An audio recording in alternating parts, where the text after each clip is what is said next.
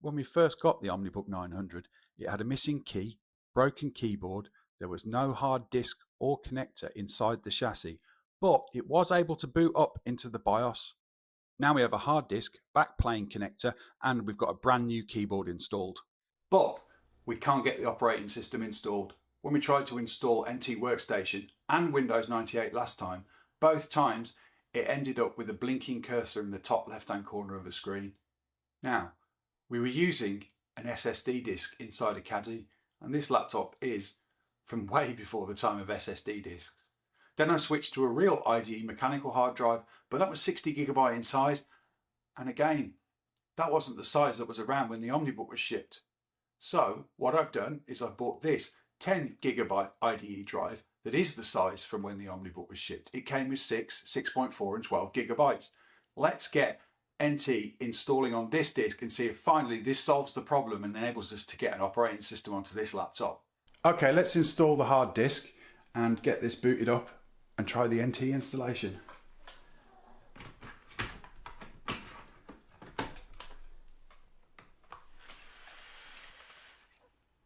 I was quite interested and put at the end of the last video that the CPU that comes with this OmniBook is the Pentium III 600, which means it's actually an OmniBook 900B, because it was the later B edition that came with the faster 500 and 600 megahertz Pentium III CPUs. Here we are, back to FreeDOS again.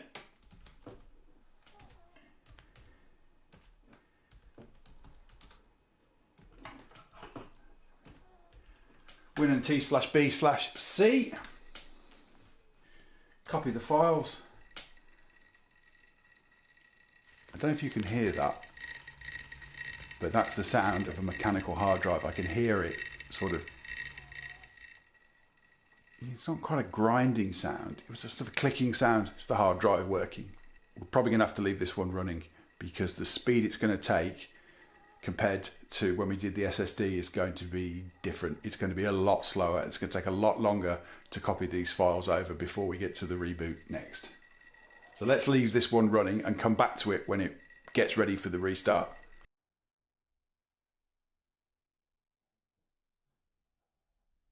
Okay, it is time to restart NT and see what happens. Here we go. Disappointing. Exactly the same. No change. Right. It's failed on the IDE drive as well, so it wasn't that.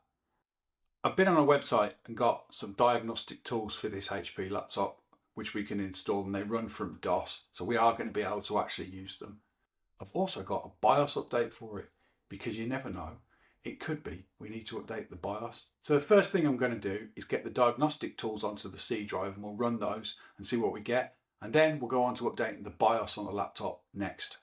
Okay, I've gone back to the capture so that we can see the BIOS more clearly while we run the HP diagnostic tools that I've downloaded. Now the diagnostic tools I've put onto the hard drive, and they're actually in a diag folder, diag A there. I'm going to run the ami-diag command now, and this loads up the diag tools for the OmniBook, which is what you would have used if you had an issue with a support ticket, which you can see on the screen now.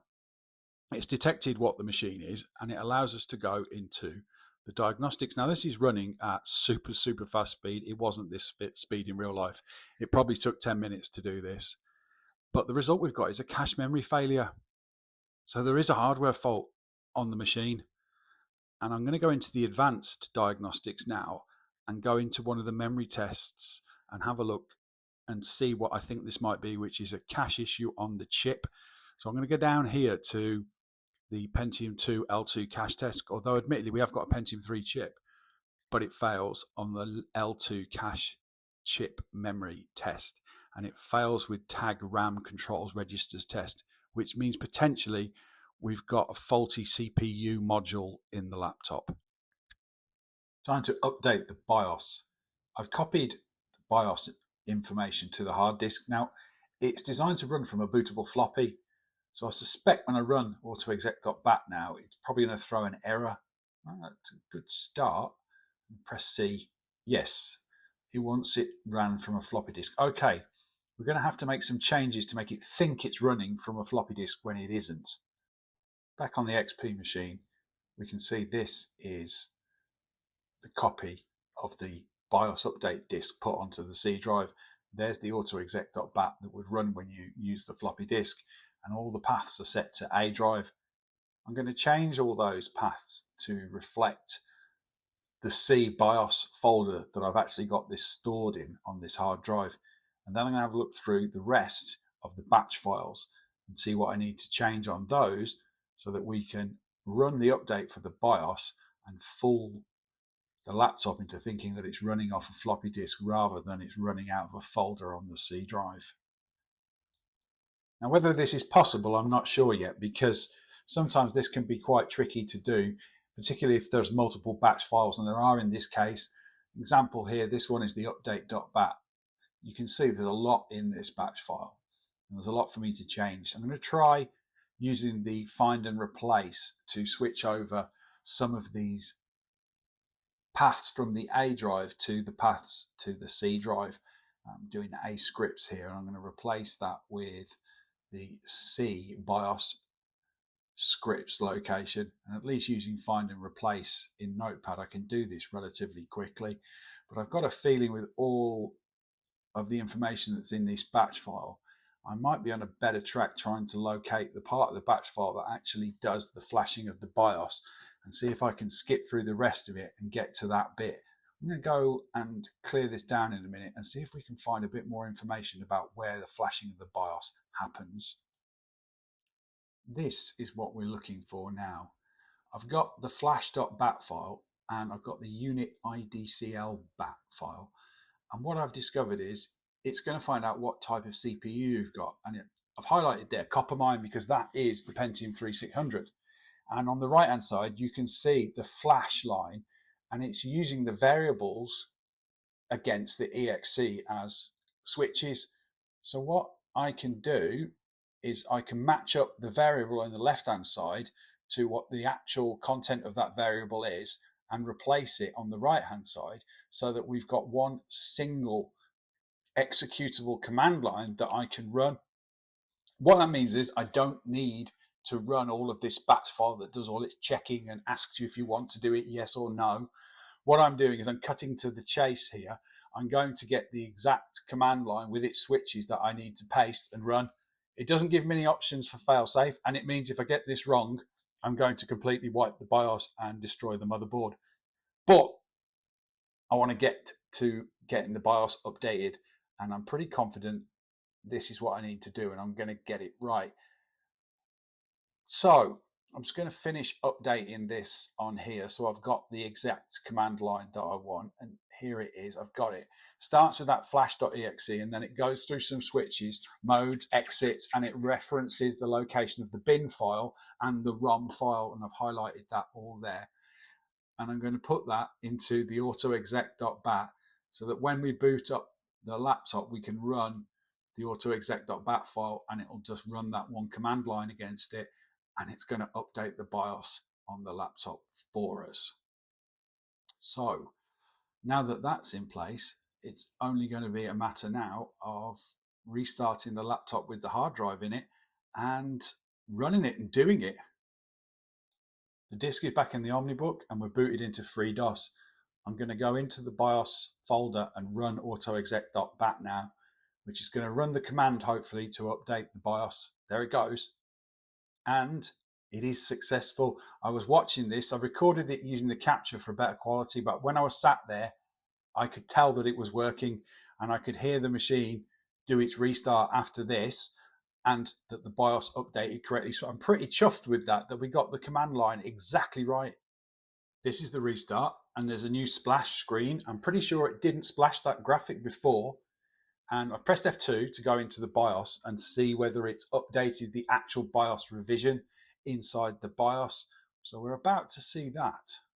And yes, CL M3.14. It was CL M3.13 before. I've got one version of the BIOS updated.